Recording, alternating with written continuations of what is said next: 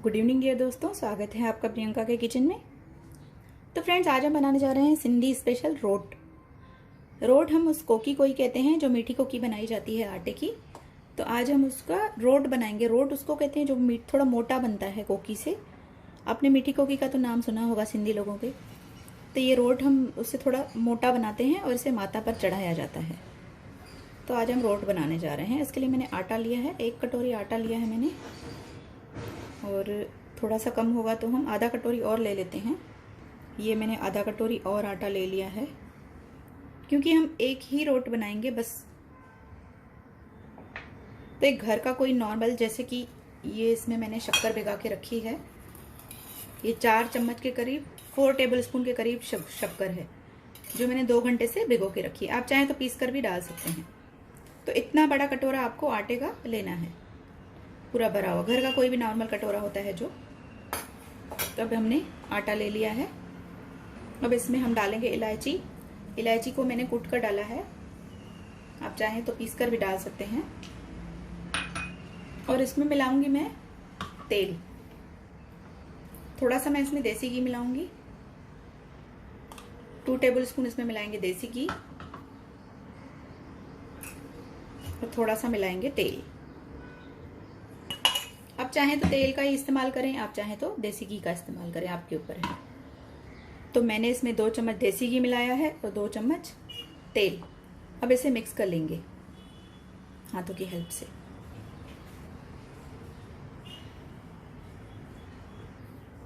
तो इसे मिक्स कर लिया है, लेकिन आप देख सकते हैं इसमें अभी हमें तेल कम लग रहा है। ये ऐसे आपस में आटा जुड़ नहीं रहा है, तो इसमें थोड़ा सा तेल और ऐड करेंगे और इसे वापस से मिलाएंगे। तो अभी ये देखिए आपस में बनने लगा है। इस तरह से मुट्ठी बननी चाहिए इसकी। ये देखिए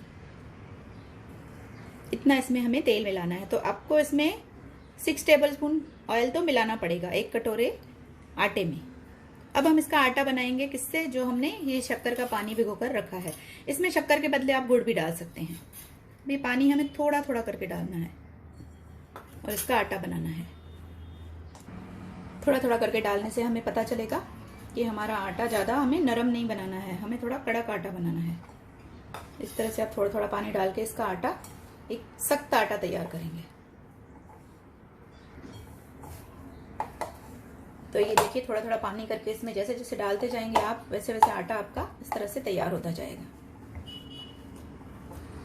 तो देखिए आटा हमारा तैयार हो गया और हाथ भी हमारे एकदम देखिए साफ है।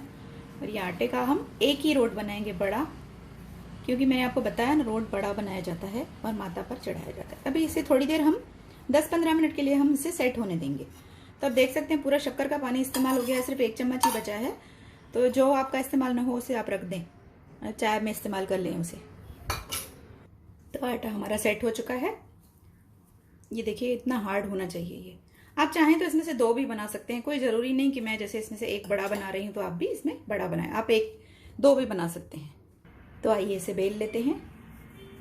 इसे हल्के हाथों से इस तरह से बेलेंगे।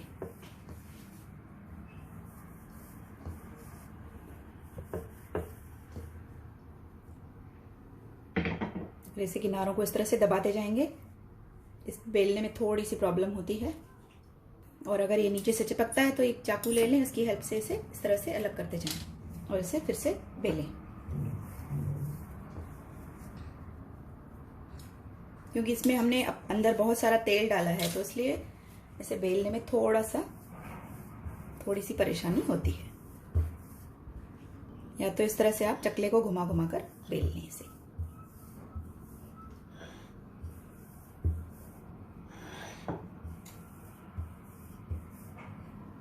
तो बस इसे हम ज़्यादा पतला नहीं करेंगे, बस इसे इतना ही रहने देंगे। इसके किनारों को इस तरह से प्रेस कर लीजिए। ये बाहर निकल आते हैं तो इसे ऐसे प्रेस कर लीजिए। अब क्या करेंगे, ये नीचे से चिपका होगा तो इसे हम इस तरह से चाकू से इसे अलग कर लेते हैं। ये देखिए उधर मैंने तवा गर्म होने के लिए रख दिया है। अब गैस पर तवा तब तक गर्म होने के लिए रख दें। तो अब देखिए आसानी से निकल गया। अब इसे डालेंगे हम पकाने के लिए। इस पर इस तरह से थोड़े से डिज़ाइन बना दीजिए ताकि वो अंदर तक भी सिके, क्योंकि ये काफ़ी मोटा है। तो इस तरह से थोड़े से निशान बना दीजिए इसे। अब इसे डालेंगे पकने के लिए। तो ये तवा मैंने रख दिया है गर्म होने के लिए। तो इस तरफ से इसे उठाकर हम तवे पर डाल देंगे और इसे इस तरह से, अगर ये टूटता भी है तो इस तरह से चिपका लीजिए क्योंकि आसानी से चिपक जाता है। अब इसे एक साइड से हम सिकने देंगे। इसके किनारों पर थोड़ा सा तेल डालेंगे ताकि नीचे से चिपके नहीं। तो ये एक साइड का हो जाए तो इसे हम पलटा लेंगे। इसे आप लो टू मीडियम फ्लेम पर ही पकाएं ताकि ये अंदर से अच्छे से कुक होए। अगर आप इसे हाई फ्लेम पर पकाएंगे तो अंदर से कच्चा रह जाएगा। वापस से थोड़ा थोड़ा सा तेल इसमें किनारों पर डालते आएं। इसमें तेल ज़्यादा पड़ता है इसलिए आप इसे आराम से 8 दिन रख कर खा सकते हैं। ये इतने चलते हैं, अच्छे पड़े रहते हैं, खराब नहीं होते हैं। तो इसे वापस से मैंने पलट दिया था। अब इसके ऊपर आप ऊपर से इसमें आप देसी घी डालिए तो काफ़ी टेस्टी लगेगा ये।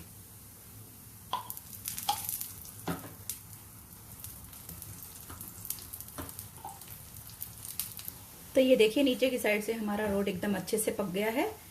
कलर भी देख सकते हैं आप कितना बढ़िया आया है।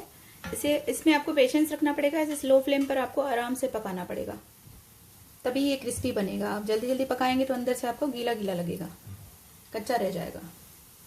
और एक आपको मैं बात बताती हूँ, इसमें एक ट्रिक है। ये आपको पलटाने में अगर ऐसे टूटता है या परेशानी होती है तो आप काम करिए, इस तवे के हैंडल को इस तरह से कपड़े से पकड़ लीजिए और इसे एक प्लेट पर इस तरह से डाल दीजिए। तो हम इसे इस तरह से पलटाते हैं। अब फिर वापस इस प्लेट को आप इस पर उलट कर दीजिए ऐसे, ये देखिए इस तरह से। तो इस तरह से करेंगे तो आपका ये जो रोट है वो टूटेगा नहीं, क्योंकि ये काफ़ी मोटा है और इसे इसलिए आप थोड़ा छोटा बनाएं। आपको इस तरह से बनाने में और इसे पलटाने में परेशानी होगी। तो रोट हमारा ऑलमोस्ट तैयार हो चुका है। आप देख सकते हैं ये अच्छे से सिक चुका है। अब इसे हम उतारेंगे। तो जैसे मैंने आपको बताया, इसे प्लेट में इस तरह से निकालें, सरका के स्पैचुला की हेल्प से प्लेट में निकाल कर फिर उसे टर्न कर दें। अगर आपसे स्पैचुला से ना पलटे तो, या तो बेहतर होगा आप स्टार्टिंग में थोड़े छोटे छोटे रोट बनाएं। तो बस इसे निकाल लेते हैं। रोट हमारा तैयार है। तो देखिए फ्रेंड्स, इसे मैंने निकाल लिया है। देख सकते हैं कितना बढ़िया हमारा रोट पर तैयार हुआ है। ये देखिए मैं आपको आगे से दिखाती हूँ। ये देखिए कितना बढ़िया रोट बनके तैयार हुआ है। तो इसी तरह से बनाइए आप भी रोट की रेसिपी।